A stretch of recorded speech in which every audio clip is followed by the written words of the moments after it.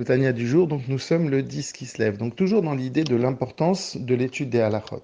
Quand nous avons de l'amour et de la crainte pour Akadosh Baruch Hu, bien évidemment, l'amour et la crainte, c'est quelque chose de divin, c'est une force d'Akadosh Baruch Hu que Hachem nous a donnée, mais seulement nous, on la colore de manière très personnelle, ça devient une partie de nous-mêmes. Et donc, quelque part, la part de celui de la création, elle est grande par rapport à celle du Créateur. C'est vrai que c'est une force divine, mais elle s'habille, cette force divine, jusqu'à que ça devient mon amour et ma crainte pour Akadosh Baruch Hu.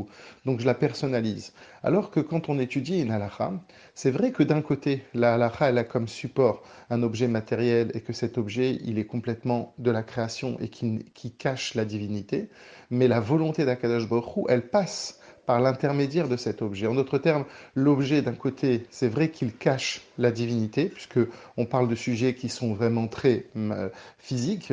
On parle d'une vache, para bechamor, celui qui veut échanger une vache contre un âne, etc. Toutes les lois dont on parle, qui ont comme support l'objet et la matière. Seulement, la volonté d'Akadosh Baruch Hu, elle transperce. En d'autres termes, l'objet, il ne colore pas la volonté d'Akadosh Baruch Hu, et la volonté d'Hachem, elle va rester entière. Ça pourrait être comparé à quoi? Ça pourrait être comparé au Yom Tov. Yom Tov, c'est quoi? C'est un jour, si l'on peut dire, qui est quotidien, c'est un jour qui est banal. Sauf que dans ce jour, Akadosh Baruch Hu, il a mis une certaine gdusha et qu'il y a des choses qu'on n'aura pas le droit de faire. Donc, dans la normalité, dans le support matériel, Akadosh Baruch Hu, il va mettre une gdusha qu'on appelle le chesed de Hatzilut, qui va passer par le chesed de Bria, la bonté de Bria, et qui va descendre jusque dans le monde, dans notre monde matériel. Et c'est ça donc la différence vraiment entre la halacha, si l'on peut dire, et l'étude qui va nous amener à avoir de l'amour et de la crainte, c'est que dans la halacha,